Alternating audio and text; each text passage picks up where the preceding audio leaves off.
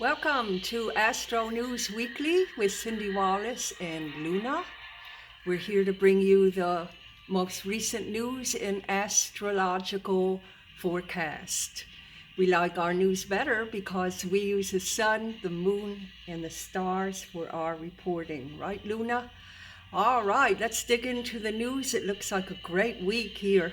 So let's see what we have.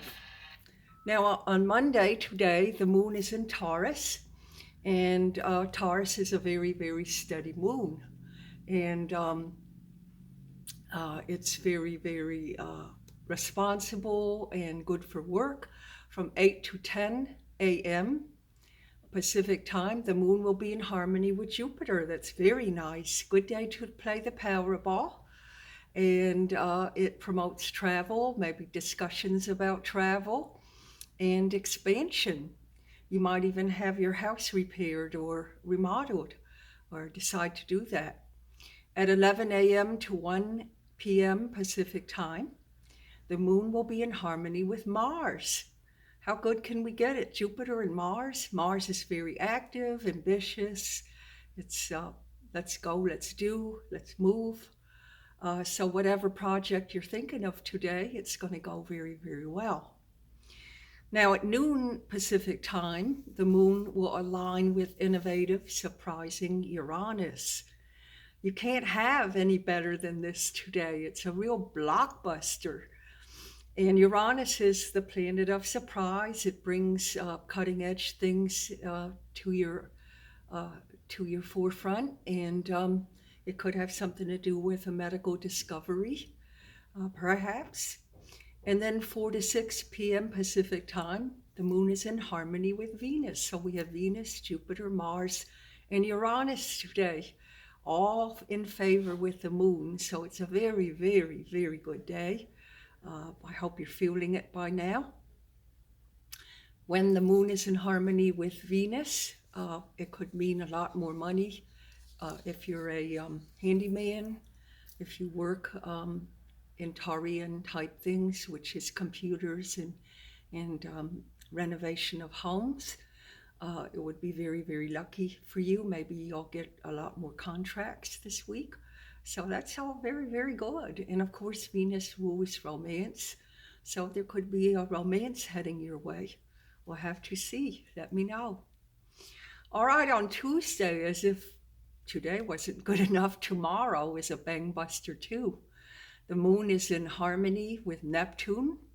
Neptune is very dreamlike. It's a lot to do with your imagination.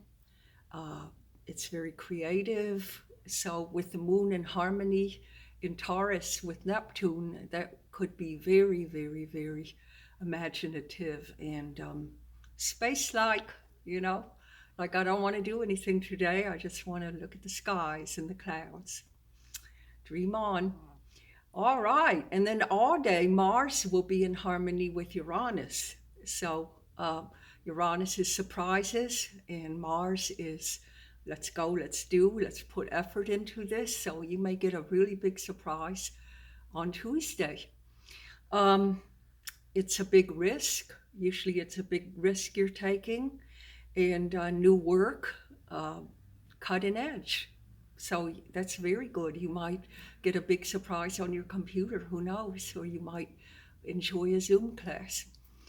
Now, Wednesday, the moon is in Gemini, and that's a lot about communication. It's very mental, writing, lecturing, speaking. And the moon in Gemini will be in favor with pragmatic Saturn. Saturn is, uh, let's work, let's be responsible, let's be disciplined.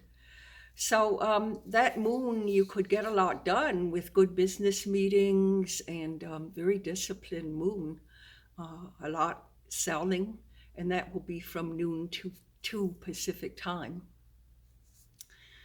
And that was Wednesday, by the way. Friday, the moon will be in void of course. I've told you about void of course. It's when nothing, there's no action.